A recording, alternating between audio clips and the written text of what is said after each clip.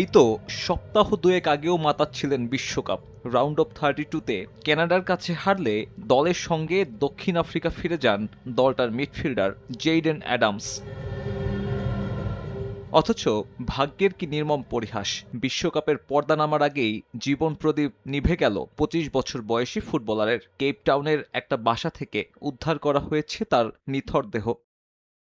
দক্ষিণ আফ্রিকার ফুটবল এক উজ্জ্বল প্রতিভাকে হারালো। তার পরিবার, সতীর্থ ও কোটি কোটি সমর্থক যারা তাকে যুবদলের খেলোয়াড় থেকে আন্তর্জাতিক মহাতারকা হতে দেখেছেন, তাদের জন্য আজ শোকের দিন।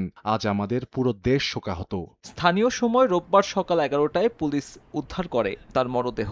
কেপটাউনে অবস্থিত একটা আবাসিক বাসায় পাওয়া যায় জেইডেন অ্যাডামসকে। তবে তার মৃত্যুর কারণ নিয়ে ধোঁয়াশা রয়েছে। প্রাথমিকভাবে জানা যায়নি এটা আত্মহত্যা নাকি খুন।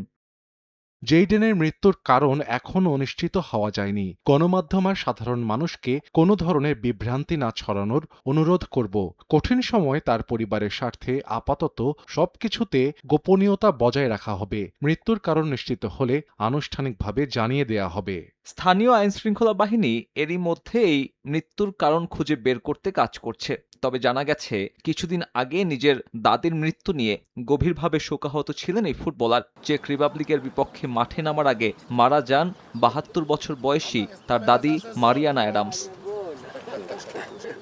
মোজাম্বিকের বিপক্ষে ২০২২ সালে আন্তর্জাতিক অভিষেক ঘটে জেইডেনের। দেশের হয়ে ১৩ ম্যাচ খেলেছেন এই মিডফিল্ডার।